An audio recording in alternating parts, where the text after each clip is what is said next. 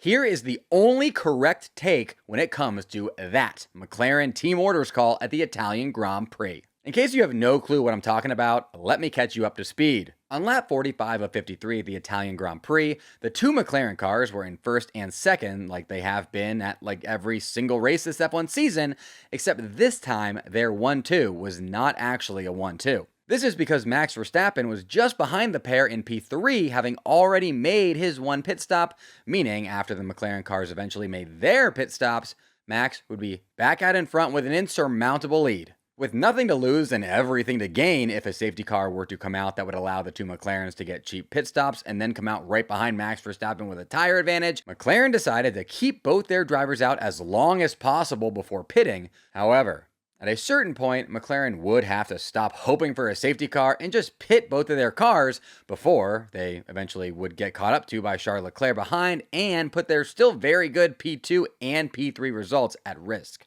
It was decided that McLaren would actually pit Oscar first when it came time to pit if no safety car came out, since Oscar was more at risk of being overtaken by Leclerc by nature of being the driver behind. Normally, teams would pit the driver ahead first in order to protect their lead, but Lando said he was open to being a team player and helping out Oscar so long as Oscar would not be undercutting him, aka overtaking him while Lando's in the pit lane. So Oscar pits, comes up behind Lando, and is told that after he catches up to Lando once Lando exits the pits, the two drivers are free to race. Except Oscar does not catch up to Lando on track. He, in fact, undercuts Lando on account of Lando's left front tire gunner messing up, which led to Lando's pit stop taking so long that Oscar unintentionally undercut him. Now, this put McLaren in a huge lose-lose dilemma. They could either A, tell Oscar that he has to let Lando back through, as it's what's fair to Lando, who was promised that he would not be undercut if he did what was best for the team and let Oscar pit first,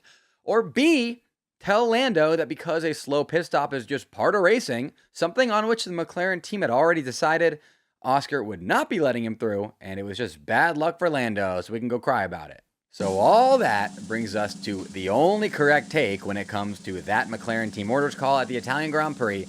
and that is this. McLaren put themselves into a lose-lose situation, but handled it as well as was possible when they told Oscar to let Lando back through. McLaren literally promised Lando that Oscar would not undercut him when he kindly decided to let Oscar pit first, so they'd essentially be lying to Lando if they didn't keep that promise when Lando did nothing wrong. Sure, it was an absolute eyesore, but the alternative scenario of Lando Norris losing ground in the title race to Oscar after doing something for the good of the team that wound up biting him in the butt would have been a way worse sight, okay?